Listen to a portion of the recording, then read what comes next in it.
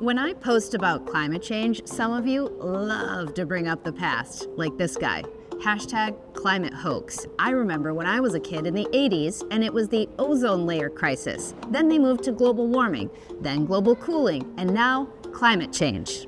Well, the ozone layer crisis was indeed a crisis, and I'm really glad you brought it up because it's an awesome example of how the world can come together and reverse humans' impact on the Earth that was negative. Now, if you weren't around back in the 1980s, like me and what's-his-face from the tweet, the ozone layer is a layer of gas way up in the atmosphere, like 2-3 times the height that we usually fly in a commercial airplane.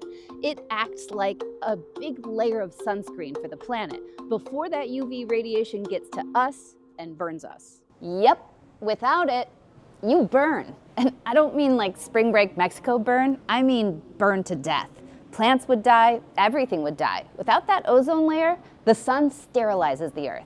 That's why, in 1985, when scientists saw that ozone layer was thinning, they yelled it from the rooftops. There wasn't an actual hole in the ozone. It was just an area that was thinning, so that's how they described it. But they made a big deal about it because they could prove that we were the cause of that thinning. How? Chemicals. We were using things called chlorofluorocarbons and bromine, a bunch of different chemicals. You found some of them in refrigerators, air conditioners, and aerosol sprays. These were the chemicals that were impacting the ozone layer and thinning it. And here's where the story gets even more amazing.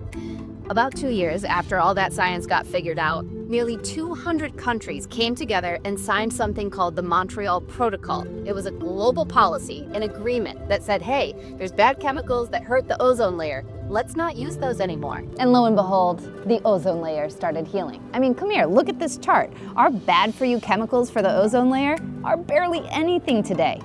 And it's a good thing we made this change. You know the UV index? On a regular summer day, it's like a 9 or a 10. NASA says, had we not gotten rid of those CFCs, it would regularly be a 30 for most of the United States in the next 20 years. If we'd never regulated CFCs, you wouldn't have been able to go outside for much time at all. Now, ozone recovery isn't just a straight shot up in the positive direction. It varies from year to year, and natural factors change it too, like weather patterns or volcanic eruptions. This year, it was only the 7th smallest ozone hole since they started taking these records back in 1992.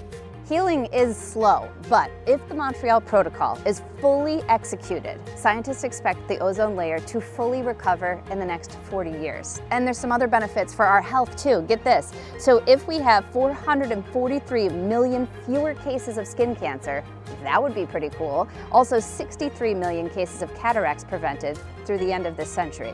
So the trend overall is positive. It's up. The ozone layer is healing. Can you imagine if we all came together and did that for greenhouse gas emissions?